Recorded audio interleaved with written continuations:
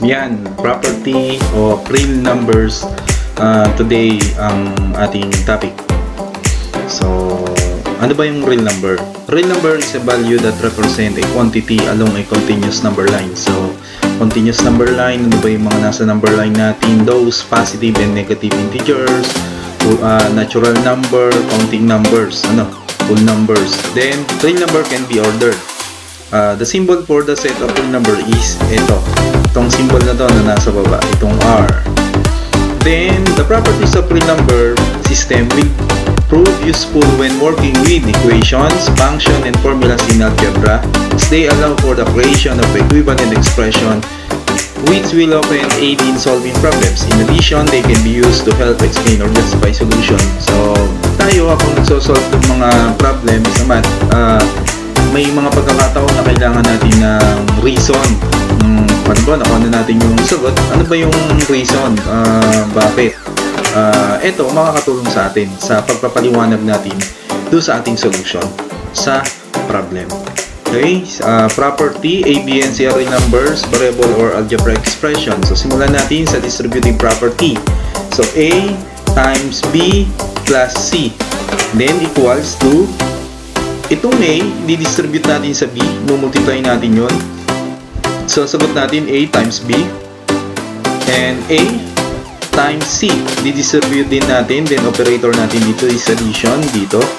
Yan. So, A times C. Or AB plus AC. Ngayon, example natin, 2 times quantity B plus 3 quantity is equal to 2 times 5. Distribute natin si 2. Then, 2 times 3. 2 times 3 yun. Distribute natin. Isa pa, 2 times X and 2 times Y. So, ito yung sagot natin. Yan. 2 times X plus 2 times Y. Ito yung given kasi kanina. So, ganyan lang yung pagkuha ng distributive property. So, madali, Okay, next tayo, commutative property of addition. So, dito, A plus B is equal to B plus A. We change the position of A to B on the right side. So, B plus A na siya. So, example natin dito sa commutative property of addition, 10 plus 22 is equal to 12 plus 10. Pinagpalit lang natin yung position kasi pareho lang din ang magiging sagot yan. So, if we add 10 plus 2 is equal to 22, here, 12 plus 10 is also 22. So, yun yung commutative property of addition. Isa pa tayong example, 3 plus 7. So, anong magiging sagot natin on the right side? Syempre, 7 plus 3. We change the position, but the answer is same. So, 10 tayo rito sa left side, 10 din tayo sa right side. Next, commutative property of multiplication, A times B. Okay, then B times A. We change the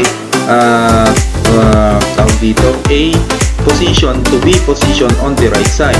Dito.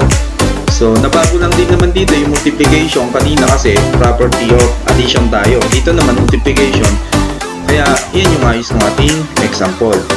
Now, 5 times 6. Pag pinagbaliktad natin yan, pag sinunod natin yung commutative property of multiplication, magiging 6 times 5.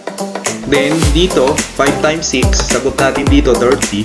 And dito, same. 6 times 5 is 30. Ganun po yung commutative property of multiplication.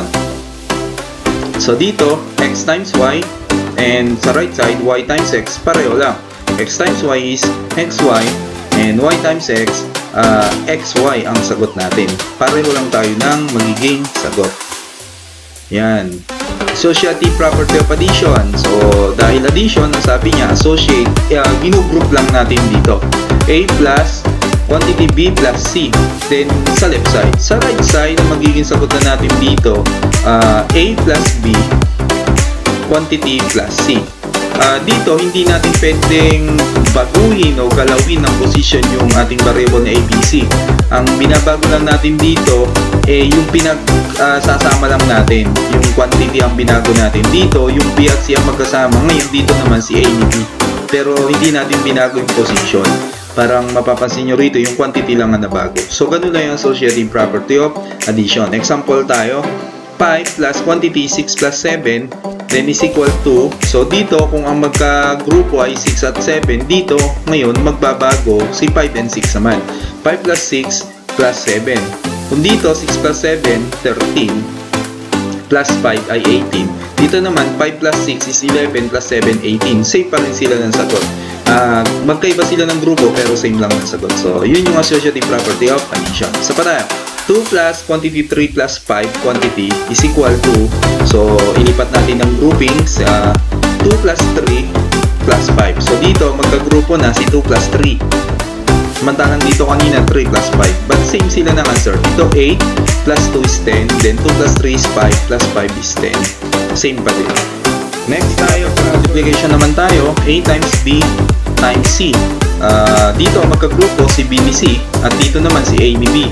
But same yan ang answer. So example tayo para maunawaan natin yung associative property of multiplication. 5 times quantity 6 times 7 quantity is equal to 5 times 6 quantity times 7. Magkagrupo na dito si 5 ni 6 at dito naman si 6 ni 7. So pag ito ating sinimplify, pareho lamang sila ng sagot.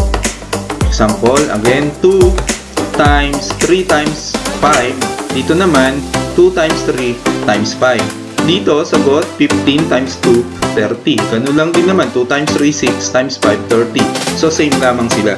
Nahawig lang din sila, hawig sila nung associative property of addition. Naiba lang dito yung operation. Doon, addition, nag-a-add tayo pero same ng answer. Dito naman, nagmumultiply pero same pa rin ang answer maski magkaiba sila ng group. Okay, next tayo, additive identity property. So, dito, madali lang, A plus 0 is equal A. Example natin, 5 plus 0, syempre, ang sagot natin 5. O, any number, pag sinabi nga any number na mag-add ka ng 0, ang sagot ay number. So, dito, 2 plus 0 equals 2, 7 plus 0 equals 2, 2,000 plus 0 equals 2,000, 1,000 plus 0 equals 1,000. So, ganun lang kadali si additive identity property. Next tayo ulit. Multiplicative identity property. A times 1 equals A. Dito papasok si any number multiply by 1 equals the number. So, example, 5 times 1 equals 5. 2 times 1 equals 2. 7 times 1 equals 7. And 2,000 times 1 equals 2,000. And last, 1,000 times 1 equals 1,000. So, meaning kahit 1 million times 1 equals 1 million. Yun po, multiplicative identity property. Next po tayo, additive inverse property. Dito naman, A plus quantity negative A, quantity equals 0. Parang dito ang nangyayari, meron kang pera na 5 piso, dadagdaga babawasan mo naman ng 5 piso. Parang ganon. So dito, example natin, 5 plus, yung opposite ng 5 dito, yun yung kinuha nating sign niya, negative 5 quantity is equal to 0. So, lahat ng example dito, and sagot 0. 2 plus negative 2 is equal to 0. Then, 7 plus negative 7 equals 0. So, next tayo. Sana naman yun. Multiplicative inverse property. A times 1 over A is equal to 1. So, nangyari kaya ay naging 1, we cancel by cross multiplication process o kahit yung procedure ng multiplication. So, magiging sagot natin ay 1. We cancel, then remaining is 1. O, pwede naman A times 1 is A, then over A, 1 ang sagot natin. So, example natin, 5 times 1 over 5 is equal to 1. 2 and 1/2 is equal to 1. And 7 times 1 over 7 is equal to 1. Yung ganyang mga example, ang tawag dyan, multiplicative inverse property. Paalala, where A is equal to, does not equal to 0. Yun, ulitin ko, where A does not equal to 0.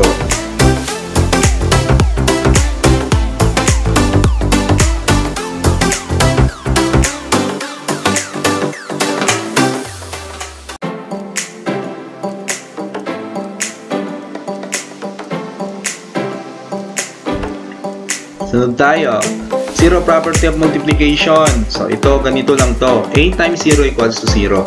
Dito, kahit anong number, multiply natin sa 0, ang sagot ay yung 0. No? So, 2 times 0, equals 0. 5 times 0 equals 0. Then last, 7 times 0 equals 0. Kahit anong numero, basta minultiply natin sa 0, ang sagot natin ay 0. Yun po yung zero property of multiplication. Sunod tayo, closure property of addition. A plus B. Yan. Example natin. Yan. Si A plus B, yan ay real numbers. Yang dalawa. So, ang sagot din niya is real numbers. Ngayon, sa 5 plus 4 is equal to 9. So, real numbers sila. Ganun din sa susunod, 2 plus 7 is equal to 9 and 9 is a real number. So, kaya nung sabi rito, A, B, and C are real numbers. So, si 2 at 7 ay real numbers. Natural, yung sagot niya ay real numbers. So, same with the last example. 9 plus 2 is equal to 11. 11 is also a real number. Yan. Closure property of multiplication. So, A times B. Example tayo, 5 times 4 equals 20. 2 times 7 equals 14. 2 times 8, 9 times 2 equals 18. So, A times B is a real number. So, yung sagot natin magiging real number. So, si 20, si 14, at si 18 ay real number. So, ganito ang tawag ay closure property of multiplication. Yan. So, yun lang po at maraming salamat. Nawa ay naintindihan po natin yung property of real numbers. Malaking tulong po ito sa atin kapag inaral na natin yung algebra sa pag-justify ng ating answer o solution to the problem o sa pang-tawag din sa pagre-reason out natin na kung paano natin nakuha yung sagot dun sa tanong o dun sa problem, paano natin nakuha yung solution ng ganun. Meron tayong pinagbasehan. Nakatulong. Okay, salamat po. Pwede po kayong mag-comment and pa-like na rin po ng aking video.